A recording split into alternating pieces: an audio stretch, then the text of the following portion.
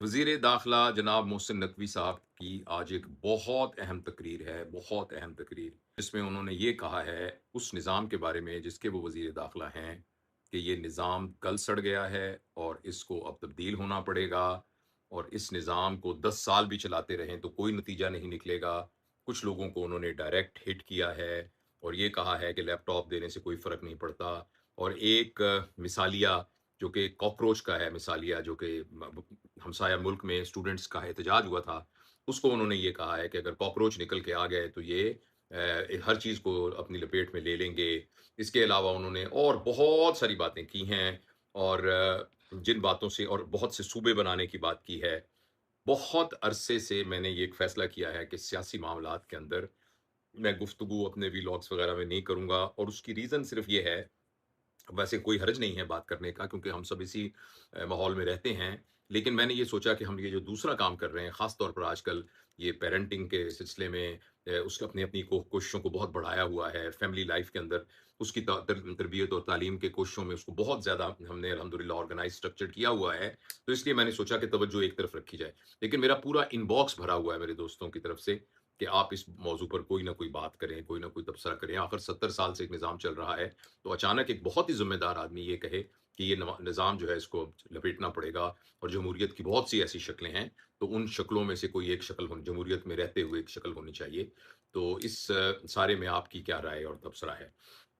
तो इसके सिलसिले में मैं आपको एक वाक़या सुनाता हूँ। ये वाक़या मैंने मुश्ताक अहमद यूसुफ़ी साहब की किताब में पढ़ा था।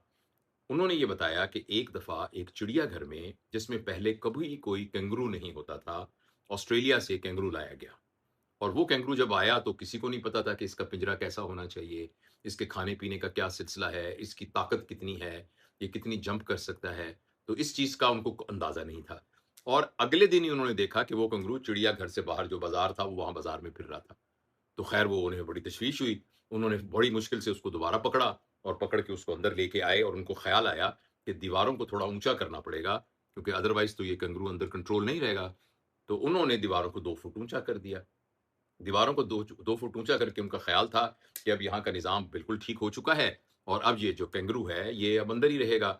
लेकिन जब देखा तो अगले दिन फिर वो बाज़ार में फिर रहा था और मुफ़्त किसी सब्ज़ी की दुकान के बाहर चीज़ों को छेड़ रहा था और कुछ लोग तमाशा बना रहे थे, कुछ डर रहे थे बच्चे।